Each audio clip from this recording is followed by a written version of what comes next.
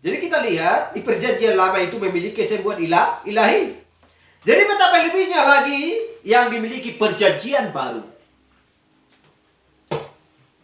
Haleluya. Bagaimana dengan perjanjian baru itu? Itu adalah sebuah perjanjian yang lebih baik. Berbicara yang lebih baik, hal-hal yang lebih baik, yang lebih tinggi. Haleluya, hal-hal juga yang lebih besar. Ketika burung-burung buas hinggap pada daging binatang-binatang itu, maka Abraham mengusirnya. Haleluya. Kita lihat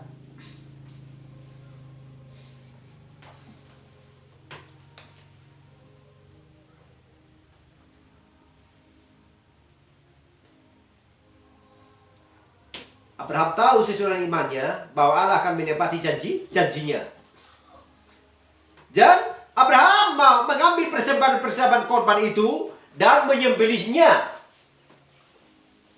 Dan menaruhnya ujung ke ujung bersama-sama sebagaimana ia meletakkan dan menghalau burung-burung dari persembahan itu.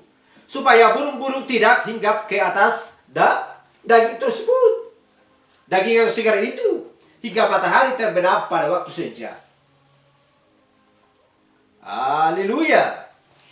Kejadian 15:12, menjelang matahari terbenam, tertidurlah Abraham dengan nyenyak. Lalu turunlah meliputinya gelap gulita yang mengerikan.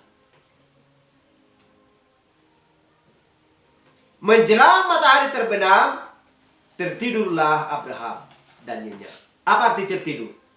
Mati. Semua manusia harus mati. Haleluya. Bukan mati secara daging. Kita lihat 1 Tesalonika 4. Ada pengubahan tubuh. Tetapi mati yang dimaksudkan mati secara duniawi. Kamu harus dilahirkan kembali. Dan kamu harus dibaptis dalam nama Yesus Kristus. Harus dikuburkan di dalam air. Supaya dosanya disucikan oleh Kristus. Haleluya.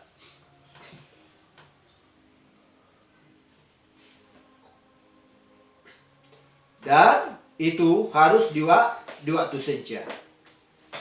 Dan ketika matahari turun atau terbenam, disinilah ia memperlihatkan kepada Abraham apa yang akan ia lakukan di masa yang akan datang. Apa yang akan terjadi. Kita lihat. Ia memberitahu Abraham. Hal yang pertama yang ia lihat adalah gelap gulita yang amat mengerikan melingkupi dia. Pertama ia tertidur dengan sangat nyenyak. Jadi tidur itu melambangkan kematian bagi semua umat manusia. Setiap orang harus mati. Kematian bagi semua umat manusia. Tidur itu menimpa dirinya. Dan sebelum itu muncullah suatu gelap gulita yang amat mengerikan. Dan kemudian datanglah tungku perapian. Dan kemudian seberkas terang kecil yang menyala lewat di antara perjanjian itu. Lewat di antara korban-korban itu. Haleluya. Jadi apa artinya itu? Itu berarti bahwa setiap umat manusia harus mati. Dan sungguh sesudah itu ada yang masuk neraka, ada yang masuk surga. Haleluya. Jadi itulah dalam kegelapan. Kegelapan yang pekat, terpisah dari Allah. Tetapi terang datang dan lewat di antara membagi korban-korban itu. Membagi korban-korban yang tadi. Yang dimana kambing dan juga sapi dibelah. Tetapi teguh tidak. Haleluya. Di waktu senja. Kita lihat.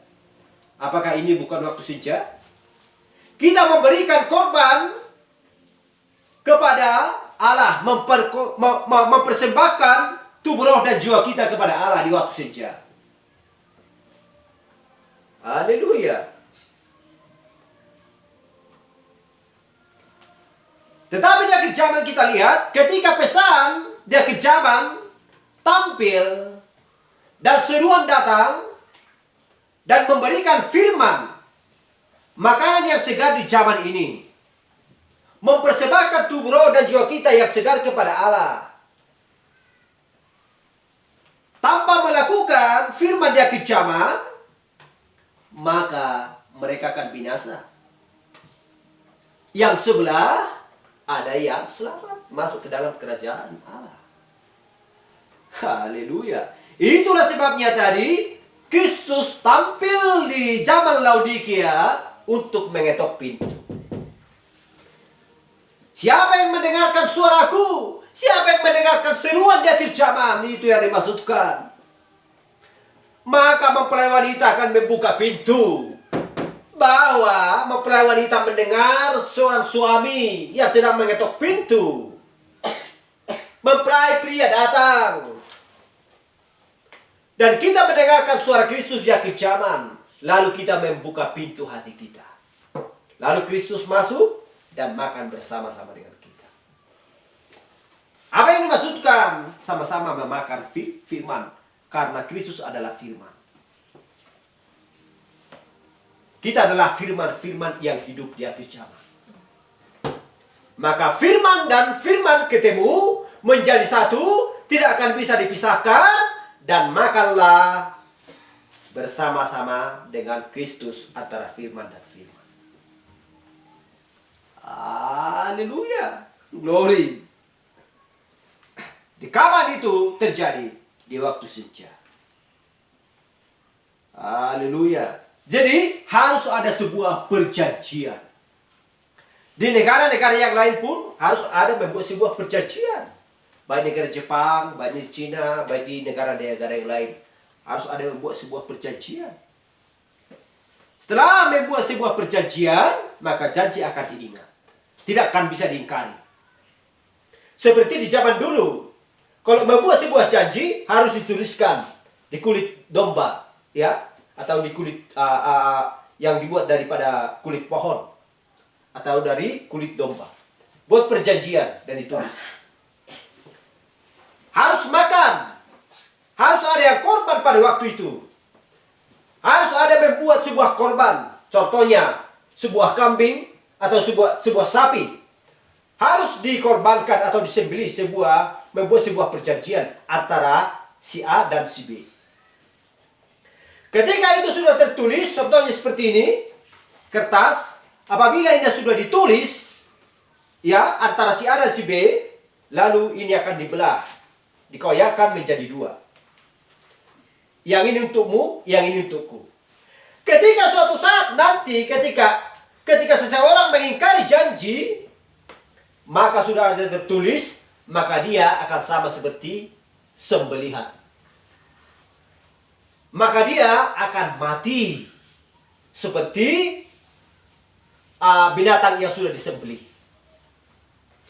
Itu yang dimaksudkan. Haleluya. Jadi siapa saja pun, sekalipun banyak orang, supaya tahu bahwa bagi si Allah dia berjanji, maka koyakan kertas tersebut akan cocokkan. Apakah bukan Anda berjanji dengan aku? Tidak, bukan aku. Coba cocokkan kertasmu yang kita koyakan, yang sepadan dengan engkau. Bila cocok, berarti dialah orangnya. Ingat, sebuah dengan janji kita, engkau akan seperti binatang yang kita sembelih. Pada waktu itu, ketika dia mengikat janji, maka dia akan mati seperti sembelihan, seperti binatang. Itulah di zaman dulu. Harus ada sebuah janji. Dan juga di akhir zaman ini, berjanji Kristus dengan mempelai wanita. Haleluya. Dan jikalau pesan sudah nyata, sudah tidak ada lagi yang tersembunyi, semua sudah diberitahukan rahasia-rahasia kepada kita. Jikalau kita sudah mengingkar janji, padahal sudah membuat surat perjanjian baptisan di dalam nama Yesus Kristus, haleluya, dan menerima bahwa pesan dia kejaman adalah benar, ketika tiba pengingkaran janji suatu saat nanti, maka akan mendapat kebinasaan. Itulah bukan mudah untuk mengikut Kristus. Bukan seperti Kristen-Kristen yang tidak sejati, yang tidak taat kepada Tuhan. Kristen kekristenan, asal percaya saja kepada Kristus, firman tidak perlu dilakukan. Haleluya. Bagi orang yang mengingkar janji, maka akan binasa. Tetapi bagi orang yang setia, yang merindukan selalu Kristus, seperti rusa merindukan air, haleluya, maka mereka akan diselamatkan.